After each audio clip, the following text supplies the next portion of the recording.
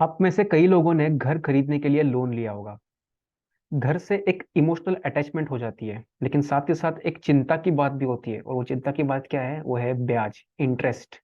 जो home loan के ऊपर हम लोग इंटरेस्ट पे करने वाले हैं over the period of time, वो लगभग आपके प्रिंसिपल अमाउंट के बराबर होता है। फॉर एग्जाम्पल, अगर 40 लाख का लोन आपने लिया है और 20 साल का आपका टेन्योर है, तो जितना ब्याज आप उसके ऊपर भरने वाले हो उसकी अमाउंट आपके लोन के लगभग बराबर हो जाती है। तो 40 लाख का लोन, उसके ऊपर 40 लाख का ब्याज, तो total amount will be 80 lakh rupees. So तब ये बात चुभती है कि यार 20 साल तक तो ये घर मेरा होने वाला है नहीं। भले ही मुझे लोन मिल गया, घर मिल गया, बट स्टिल उस घर के ऊपर राइट्स कब आएंगे आपके? घर के ऊपर राइट्स तब आएंगे जब आप लास्ट ईएमआई पे कर दोगे। करेक्ट? तब जाके वो घर आपका अपना बनेगा। सो अब इस 20 सालों में अगर मैं ब्याज भर रहा हूं, तो क्या कोई ऐसा तरीका है जिससे मैं ये ब्याज को रिकवर कर सकूं? है ना? तो ये कौन बताएगा? ये बताएंगे सीए साहब। ठीक है, तो चलिए सीए साहब के पास में जाते हैं और पूछते हैं कि कैसे होम लोन का इंटरेस्ट रिकवर करें। देखिए, मैं अपनी स्क्रीन को शेयर कर लेता हूँ। ओके, ये देखिए, ये आ गए हम लोग सीए साहब के पास। ठीक है, सीए साहब में यहाँ पे कुछ ब्लॉग्स है। इस ब्लॉग्स के अंदर आपको जानकारी मिलती है।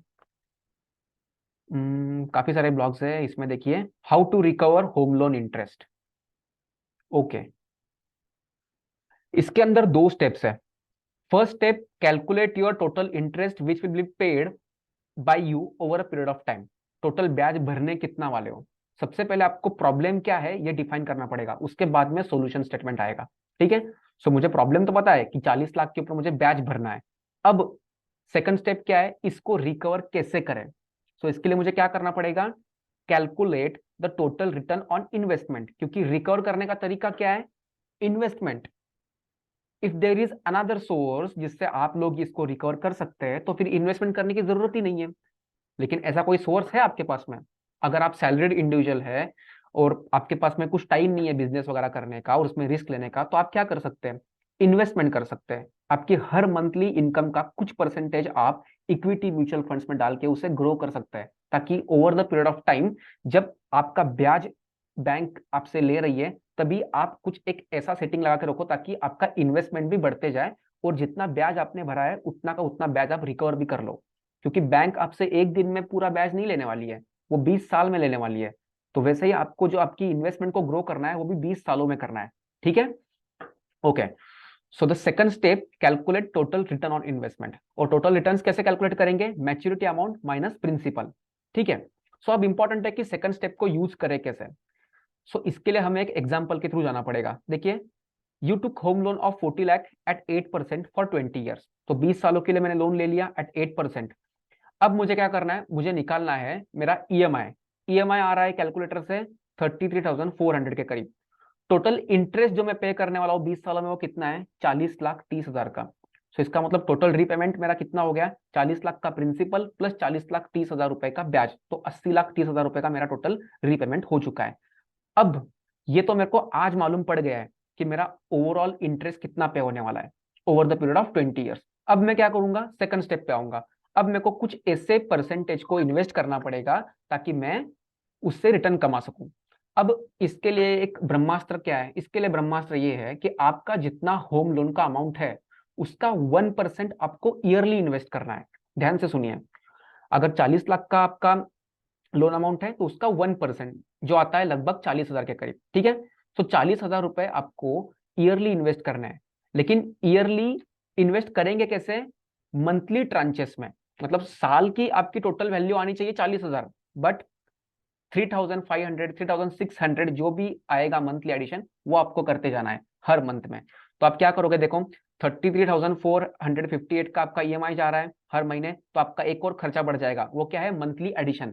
इस एग्जाम्पल में मैंने 3,700 रुपीज का मंथली एडिशन किया और expected rate of return on your investment वो कितना होना चाहिए? 15%। जरूरी नहीं है कि आप पहले साल में इन्वेस्टमेंट कर देंगे आपको 15% मिल जाएगा, दूसरे साल करेंगे 15% मिल जाएगा, तीसरे साल करेंगे 15% मिल जाएगा, ऐसा जरूरी नहीं है। बट जब लॉन्ग टर्म में आप सोचते हो ना, तो 15% का आईआरआर आप जनरेट कर सकते हो, क्योंकि निफ्टी का जो रिटर्न है वो 12 to 13% के बीच में आता है। So over and above Nifty आप कितना कमा सकते हो? एटलीस्ट 2% का टारगेट तो रखो ओवर एंड अबाउ निफ्टी। इसके लिए आपको पैसा डायरेक्टली ईटीएफ्स में नहीं डालना है। ईटीएफ्स में अगर आप पैसा डालोगे तो फिर अल्फा जनरेट करने का कोई चांस नहीं है। लेकिन जब आप इक्विटी म्यूचुअल फंड्स में पैसा डालते हो तो वो म्यूचुअल फंड्स आपको ओवर एंड अबाउ निफ्टी पैसा जनरेट करके देने की कैपेसिटी रखते हैं। इसलिए हमारा जो इंस्ट्रूमेंट होगा वो क्या होगा, इक्विटी म्यूचुअल फंड्स। ठीक है, टाइम पीरियड होगा 20 साल और हमारा टारगेट रेट ऑफ रिटर्न कितना होगा, 15%। सो इस तरीके से आप कितना इंटरेस्ट रिकवर कर सकते हो, देखो कैलकुलेटर में मैंने सारी फिगर्स डाल दिए। टोटल प्रिंसिपल जो मेरे जेब से जाने वाला है वो है लगभग 8 लाख रुपए, 8,80,000 रुपए। तो ये तो मैंने अपनी जेब से भर दिया। उसके बाद में मेरे को ब्याज भी कमाना है इसके ऊपर। कितना आया ब्याज, 40 लाख का। सो टोटल रीपेमेंट मुझे 20 सालों में कितना मिलेगा, 50 लाख। करेक्ट। सो 40 लाख रुपए का मेरा ब्याज मुझे भी वापस मिल गया। और ऊपर के एग्जाम्पल में देखिए 40 लाख रुपए का मैंने इंटरेस्ट पे किया था, तो मेरा घर जो है वो मुझे प्रिंसिपल पे ही मिल गया विदाउट एनी इंटरेस्ट। ठीक है। अगर आप ये नहीं करते हो, मान लो आपने होम लोन तो ले लिया, आपका टारगेट भी है कि आपको 20 साल तक इसको कैरी फॉरवर्ड करना है। ठीक है, बीच में कोई इसको फोरक्लोज करने की कोई आपकी गुंजाइश नहीं है। तो फिर अगर आपने ये इन्वेस्टमेंट्स आज से करना शुरू नहीं की, हर एक साल जितना आप लेट करते जाओगे उतना आपका ब्याज बढ़ते जाएगा और आपकी opportunity of earning your return on investment कम कम होती जाएगी। ठीक है। और अगर 20 साल तक आप कोई इन्वेस्टमेंट करते ही नहीं है, so you end up in paying 40 lakh rupees as a interest और आप 1 रुपया भी नहीं कमा पाए मार्केट से। ठीक है। So investment is necessary. Okay, अब हम लोग क्या करेंगे, दूसरा एग्जांपल लेंगे जिसमें लोन अमाउंट सेम है, टेन्योर सेम है, लेकिन इंटरेस्ट रेट को बढ़ा देंगे। हो सकता है किसी ने 10.5% पे लेके रखा हो होम लोन, तो उसमें कैसे होगा, तो उसमें देखो कैलकुलेशन कैसे होगा। जनरली टोटल लोन का ईएमआई कितना आ रहा है, 39,900। Okay, total interest payable is 55 lakh. 40 lakh के लोन पे 55 लाख का ब्याज भर रहा है। ठीक है, तो बहुत चुभता है। तो 95 लाख रुपीज का टोटल पेमेंट आप कर रहे हो। अब 55 लाख का ब्याज रिकवर करेंगे कैसे। पहले हम लोग लगभग 3,700 रुपीज मंथली इन्वेस्टमेंट कर रहे थे। अब हमें क्या करना पड़ेगा, इसको बढ़ाना पड़ेगा।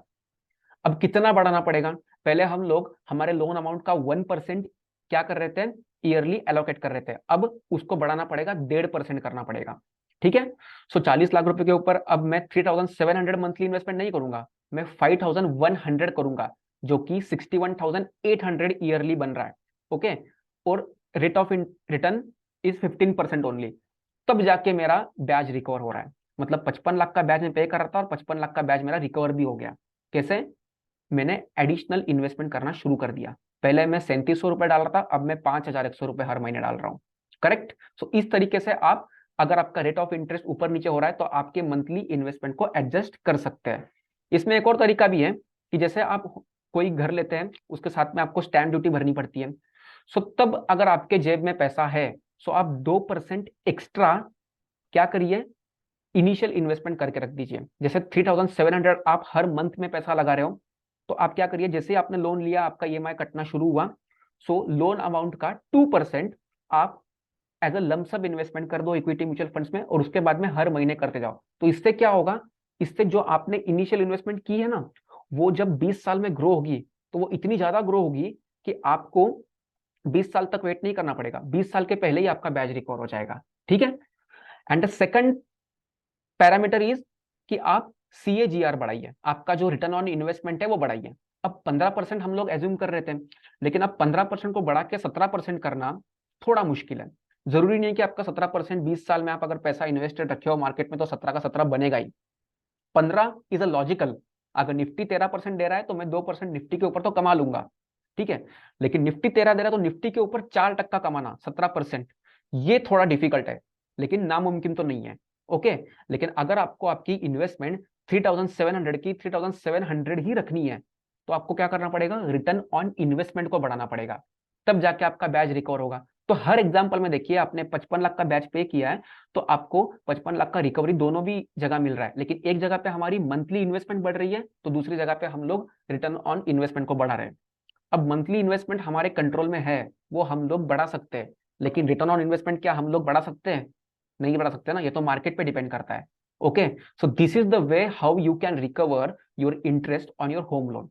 ओके, थैंक यू दोस्तों।